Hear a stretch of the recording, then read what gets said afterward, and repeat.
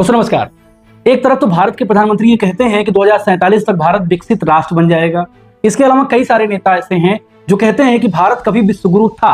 प्राचीन काल में भारत सोने की चिड़िया था, भारत विश्वगुरु था। इस तरह के बयान अक्सर सोशल मीडिया पर वायरल होते रहते हैं। लेकिन किसी भी देश के विश्वगुरु होने के लिए क्या सबसे इंपॉर्टेंट टूल है, क्या सबसे महत्वपूर्ण अंग है, सबसे महत्वपूर्ण बिंदु है?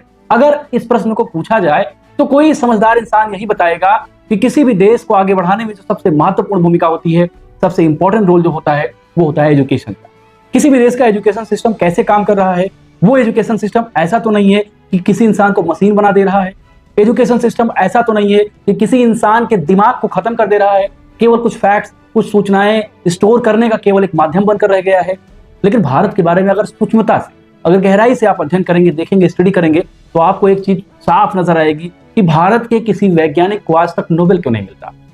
साइंस के क्षेत्र की बात किया जाए, फिजिक्स, केमिस्ट्री, बायोलॉजी, इसके अलावा इकोनॉमिक साइंस की बात की जाए, तो भारत के किसी वैज्ञानिक को बहुत कम नोबेल प्राइजेस मिले हैं। कुछ चुनिंदा नाम। ऐसा क्या है, क्या रीजन है कि भारत का कोई साइंटिस्ट कोई नई डिस्कवरी नहीं करता है? क्या भारत के एजुकेशन सिस्टम में कोई गंभीर समस्या है? क्या भारत के एजुकेशन सिस्टम में कोई फंडामेंटल प्रॉब्लम है? आज के वीडियो में समझने की कोशिश करेंगे और ये भी जानेंगे कि chapter wise, step by step wise, fact के साथ ये समझने का प्रयास करेंगे कि आखिर इंडियन एजुकेशन सिस्टम की सबसे मुख्य समस्या क्या है। चैप्टर वाइज में एक्सप्लेन करूंगा विद डेटा, विद एविडेंस। अगर आपको कोई डाउट होगा, कोई क्वेरी होगी, तो आप कमेंट बॉक्स में दर्ज जरूर करिए। देखिए, सबसे पहली बात स्कूलिंग की हम करेंगे, बेसिक से शुरुआत करते हैं।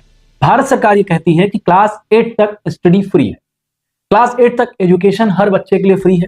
भारत के संविधान का आर्टिकल 21A इस बात को निश्चित करता है कि किसी भी व्यक्ति को, चाहे वो गरीब हो, अमीर हो, कक्षा 8 तक की पढ़ाई यानी 14 साल की उम्र तक शिक्षा मुफ्त होगी। लेकिन इस शिक्षा का असली मायने क्या है, इसके संदर्भ में फैक्ट और डेटा क्या कहते हैं, मैं एक डेटा आपके समक्ष प्रस्तुत कर रहा हूं। उस डेटा को सुनने के बाद आपको लगेगा कि ये तो एकदम मजाक चल रहा है। एक रिपोर्ट है असर 2023 की रिपोर्ट। इसके हिसाब से 70% से अधिक कक्षा 3 तक के छात्र सामान्य लेसन पढ़ ही नहीं पाते, सामान्य चीजें नहीं पढ़ पाते हैं। क्लास 3 में पढ़ने वाले 70% बच्चे सामान्य रीडिंग ही नहीं कर पाते हैं। ये भारत सरकार की रिपोर्ट है, कोई मेरी अपनी रिपोर्ट नहीं है। इसके अलावा कक्षा 8 तक 50% स्टूडेंट ऐसे हैं जिनको गुणा और भाग में दिक्कतें होती, मतलब क्लास 8 में पहुंच गए और गुणा भाग करने में दिक्कतें आ रही। ये स्कूलिंग सिस्टम की समस्या बता रहा हूं, जो स्कूलिंग सिस्टम जिसको फंडामेंटल बेसिस होना चाहिए किसी भी स्टूडेंट को बनाने में, उसकी हालत बता रहा हूं। इसी रिपोर्ट के हिसाब से कक्षा 5 तक के 50% स्टूडेंट ऐसे होते हैं जो क्लास 2 की चीजें नहीं पढ़ पाते, मतलब वो क्लास 5 में पढ़ रहे हैं और क्लास 2 की चीजें नहीं पढ़ पा रहे हैं। 50% ऐसी संख्या है। इसका मतलब क्या है? इसका मतलब है कि स्कूलिंग की जो शुरुआत की गई है, स्कूलिंग की जो पूरी व्यवस्था की गई है प्राइमरी एजुकेशन में, उस एजुकेशन की व्यवस्था पर ही सवाल। अगर 50%, 70% बच्चे ये पढ़ ही नहीं पा रहे हैं तो पास कैसे हो रहे हैं? क्या उनको डिग्री बांटी जा रही है? क्या उनको साल दर साल आगे बढ़ाया जा रहा है? ये बहुत बड़ा सवाल है। क्या भारत की प्राइमरी एजुकेशन इतनी कमजोर है कि जो आंकड़ा मैं आपके सामने प्रस्तुत कर रहा हूं, रख रहा हूं, इतने आश्चर्यजनक आंकड़े क्यों? अब देखिए, स्कूल कोई भी होता है, उसमें एक महत्वपूर्ण रोल होता है इंफ्रास्ट्रक्चर का। अच्छी मेज है, कुर्सी है कि नहीं, गर्मियों में कूलर और एसी की व्यवस्था है कि नहीं। जिस तरह का टेम्परेचर आजकल बढ़ रहा है, आगे जा रहा है, ठंडी बहुत ज्यादा पड़ रही है, गर्मी बहुत ज्यादा पड़ रही है, तो बच्चे कैसे अपने आप को अनुकूल कर पाएंगे उस वातावरण में? इसके लिए अच्छा इंफ्रास्ट्रक्चर, खासकर लड़कियों के लिए टॉयलेट की व्यवस्था होनी चाहिए। एक रिपोर्ट ये बताती है कि 40% गवर्नमेंट स्कूलों के पास टॉयलेट तक नहीं है। 40% government school don't have toilet. बहुत बेसिक फैसिलिटी होती है, आप सोचिए वहां लड़कियां कैसे पढ़ेंगी? अगर 40% स्कूलों के पास टॉयलेट ही नहीं होगी तो लड़कियां कैसे सहज होंगी पढ़ने में? ये गवर्नमेंट का डेटा बता रहा हूं, खुद का डेटा नहीं बता रहा हूं। और इसी रिपोर्ट के हिसाब से भारत में हजारों ऐसे प्राइमरी स्कूल हैं जहां पे साइंस और मैथ्स के टीचर ही नहीं। आपको पता है कि साइंस और मैथ्स ऐसी चीज होती है जो किसी भी बच्चे के दिमाग को खोलती है, उसको खुले तौर पर सोचने के लिए मजबूर करती है। लेकिन साइंस और मैथ्स के विशेष टीचर ही स्कूल में नहीं। यही रिपोर्ट ही बताती है। इतने आश्चर्य की बात है कि इंफ्रास्ट्रक्चर में ये स्थिति है, पढ़ाई लिखाई प्राइमरी एजुकेशन में ये स्थिति है, तो क्यों नहीं एजुकेशन सिस्टम पर सवाल खड़ा किया जाता और एजुकेशन सिस्टम को चेंज करने का प्रयास किया जाता? ज्यादातर स्कूलों के पास लाइब्रेरीज नहीं। आपको पता है कि भारत की एक बहुत बड़ी आबादी है। अभी एक रिपोर्ट आई थी कि लगभग 100 करोड़ भारतीय ऐसे हैं जो केवल उतना कमा पाते हैं कि उनकी दैनिक जीवन की आवश्यकताएं पूरी हो जाए, दाल चावल सब्जी ले सकें वो। इसके अतिरिक्त अगर उनकी कॉपी किताब वगैरह पे पैसा खर्च करने का नहीं है, तो स्कूल कॉलेज में अगर लाइब्रेरी नहीं होगी तो क्या करेंगे बच्चे? और बहुत सारे स्कूल, मेजॉरिटी ऑफ स्कूल्स ऐसे हैं जहां पर लाइब्रेरीज ही नहीं। ये भी एक फंडामेंटल प्रॉब्लम है। आपको पता है कॉग्निटिव साइंस, अब अगर आप समझते होंगे दिमाग कैसे विकसित होता है, तो 5 साल तक 90% माइंड किसी बच्चे का विकसित हो चुका होता है। और 3 साल से अगर आप स्कूलिंग शुरू करते हैं, 4 साल से शुरू करते हैं, तो जो 1 साल 2 साल का जो समय होता है वो बहुत क्रूशियल समय होता है, बहुत इंपॉर्टेंट समय होता है बच्चे के दिमाग को विकसित करने में। और जो फंडामेंटल प्रॉब्लम्स मैं आपको गिना रहा हूं, बता रहा हूं, अगर ये फंडामेंटल प्रॉब्लम है तो क्या बच्चे का दिमाग विकसित हो पाएगा? क्या 5 साल तक उसके 90% दिमाग का विकास ठीक तरह से हो पाएगा? जो उसकी बेसिक है, जो उसकी बेसिस है, जो उसकी बुनियाद है, जो उसकी नींव है, जो आगे बढ़ेगा, वो नींव ये तय करती है कि वो कितना आगे जाएगा।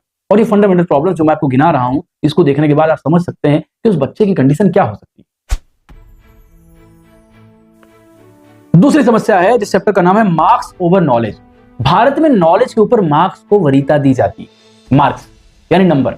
आपको पता है कि भारत में बहुत सारे क्राइटेरिया है कि भाई जो ज्यादा अच्छा नंबर पाएगा वो ज्यादा बुद्धिमान है।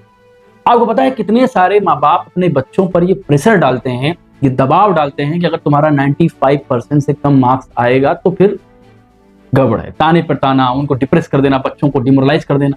लेकिन क्या वाकई में मार्क्स ये तय कर सकते हैं कि कोई इंटेलिजेंट है, कोई ब्रिलियंट?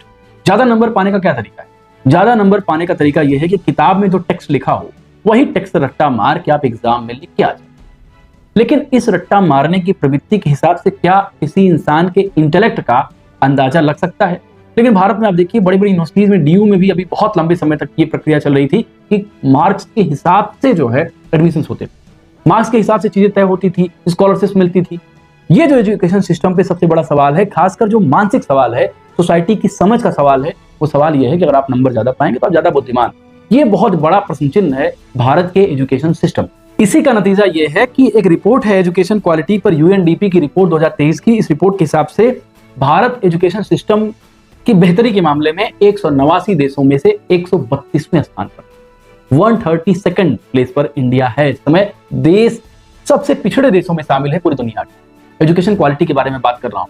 अब सवाल है कि टीचर क्या पढ़ाएंगे? टीचर उसी सिस्टम से पढ़ के आए हैं, मार्क्स के आधार पर उनका चयन हुआ, बीटीसी उन्होंने किया, ज्यादा परसेंटेज पाए। प्रोफेसर अगर वो बन रहे हैं तो ज्यादा परसेंटेज के आधार पर बनने का प्रयास करते हैं। मेरिट कैसे डिसाइड होती है? जीआईसी वगैरह में तो आप जानते ही हैं। अभी कुछ चीजें बदली हैं, लेकिन इंडियन एजुकेशन सिस्टम में मार्क्स इतना इंपॉर्टेंट रोल प्ले करता है। जो टीचर उसी चयन प्रक्रिया के तहत आया है वो कैसे आपको पढ़ाएगा, कैसे वो इनोवेटिव तरीके से एजुकेशन दे पाएगा? ये सवाल फंडामेंटल है, ये पूरे सिस्टम पर सवाल खड़े कर रहा है। ये सोचने वाली बात। और एक महत्वपूर्ण बात है स्पेंडिंग ऑन एजुकेशन। एनईपी जो नेशनल एजुकेशन पॉलिसी है 2020 में आई, वो ये निर्धारित करती है कि भारत के जीडीपी का 6% कम से कम एजुकेशन पर खर्च किया जाना चाहिए। कितना? 6%। और भारत तकरीबन खर्च कर रहा है 3% के आसपास। और ये 3% जैसे अमेरिका जो खर्च करता है वो तकरीबन 6.05% खर्च करता है, चीन 4.2 करता है, रसिया 5.9% खर्च करता है, लेकिन भारत 3% खर्च कर रहा है। और कितने सारे यूजीसी वगैरह के बच्चे तो उनके पास स्कॉलरशिप नहीं आ रही हैं। ये एक बहुत बड़ी प्रॉब्लम की बात है, बहुत बड़ी समस्या की बात है। इसको भी टैकल किया जाना चाहिए। ये भी एजुकेशन की एक फंडामेंटल प्रॉब्लम। अगली बात है the coaching mafia turning education in business. आपको पता है कि भारत के राजस्थान में एक शहर है कोटा, वहां पे तकरीबन 5 लाख स्टूडेंट हर साल जाते हैं। और उन 5 लाख स्टूडेंट में चयन केवल 1 या 2% का होता है एमबीबीएस और आईआईटी। और इंपॉर्टेंट बात है कि भारत में जो कोचिंग इंडस्ट्री है लगातार जितनी तेजी से आगे बढ़ रही है, इसका सालाना टर्नओवर इस समय है तकरीबन 58,000 करोड़। 58,000 करोड़। और ये कोचिंग्स ऐसी हैं कि आप कितने भी अच्छे स्कूल में पढ़ लें, लेकिन टीचर आपको इनकरेज करेगा कि आप कोचिंग में आओ भैया। कितने टीचर्स को मैंने यहां तक देखा है कि स्कूल पे उतना ध्यान नहीं देते हैं, वो कहते हैं मेरी कोचिंग में आओ। अच्छा, उनकी मजबूरियां भी होती हैं। कोई टीचर अगर किसी प्राइवेट स्कूल में पढ़ा रहा है, उसको ढंग से वेतन नहीं मिलेगा तो उसको कुछ करना पड़ेगा। मतलब आप अगर देखेंगे तो एजुकेशन सिस्टम की फंडामेंटल प्रॉब्लम्स, ये फंडामेंटल बेसिक प्रॉब्लम्स हैं जो बहुत बड़े बदलाव के साथ ही दूर की जा सकती है। 2023 में एक रिपोर्ट आई जिसमें ये बताया गया कि कोटा में 26 स्टूडेंट ने आत्महत्या की है। 2023 26 students have committed suicide. Education के दबाव के कारण, पढ़ाई लिखाई के दबाव के कारण ये स्थिति आप देखिए कितनी भयावह स्थिति है भारत, मतलब बहुत गंभीर स्थिति है। अगला जो चैप्टर है वो है private colleges factories of fake degrees. Bharat में तकरीबन 900 से ज्यादा विश्वविद्यालय हैं और 40,000 से ज्यादा स्कूल। और आपको पता है कि नॉस्कॉम 2022 की रिपोर्ट बताती है कि तकरीबन 48% जो बैचलर्स हैं भारत में, बैचलर डिग्री जिनके पास है, बीए की डिग्री या बीएससी की डिग्री या जो भी हो, ग्रेजुएशन की डिग्री है, वो बेरोजगार है। क्यों बेरोजगार है? क्योंकि ये डिग्रीज बांट रहे हैं, ये इनोवेशन पर ध्यान ही नहीं दे रहे हैं, क्रिएशन पर, क्रिएटिविटी पर ध्यान ही नहीं दे रहे हैं। और इसी से जुड़ा एक बहुत बड़ा मुद्दा है भारत में मातृभाषा के मामले। भारत में जिस तरह अंग्रेजी को वरीयता दी जा रही है, देखिए सामान्य तौर पर कोई बच्चा जो नॉलेज को एडॉप्ट करता है वो अपनी मदर टंग में करता है। आप देखेंगे रसिया में, वहां पे रसियन इंपॉर्टेंट है, चीन में मैंडारिन, फ्रांस में, इटली में इटालियन, ब्रिटिश तो खैर यूके में है ही, इंग्लैंड अंग्रेजी की बात करता है। हर देश की अपनी खुद की भाषा और उसकी जो फंडामेंटल एजुकेशन होती है वो उसकी लैंग्वेज में होती है। इसीलिए इन देशों में देखिए कि आप जापान को जापानीज देख लीजिए, लगातार नोबेल प्राइज इनको मिलते हैं। तो ये भी बड़ी समस्या है कि मदर टंग में एजुकेशन बहुत इंपॉर्टेंट है, जिसको भारत लगातार लंबे समय से डिनाई कर रहा है। और एक और दो हेड और हैं। एक हेड है रिसर्च एंड इनोवेशन पर। सामान्य मानक यह है कि किसी भी देश को 2.5% जीडीपी का खर्च करना चाहिए रिसर्च एंड इनोवेशन पर, यानी अनुसंधान और नवाचार। भारत केवल 0.7% खर्च करता है रिसर्च एंड इनोवेशन। और विश्व गुरु बनने की हम बात कर रहे हैं, लेकिन हम केवल खर्च कितना कर रहे हैं? 0.7%। और यही आंकड़ा यूएस के संदर्भ में 2.8% है, साउथ कोरिया 4.5%। मतलब इंडियन गवर्नमेंट लगातार रिसर्च एंड इनोवेशन को किस तरह इग्नोर कर रही है।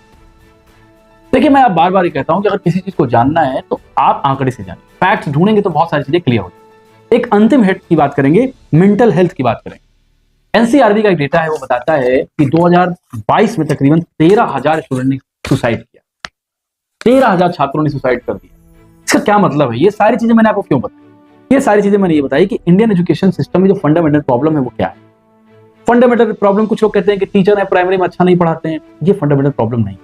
फंडामेंटल प्रॉब्लम है इंफ्रास्ट्रक्चर, फंडामेंटल प्रॉब्लम है प्रॉपर ट्रेनिंग, प्रॉपर ऑब्जर्वेशन, लगातार एम्प्लॉयमेंट का बढ़ना, लोगों के पास रोजगार होंगे, लोगों के पास बेहतर साधन होंगे, बेहतर वेतन होगा, बेहतर आय होगी, तो चीजें बढ़ेंगी।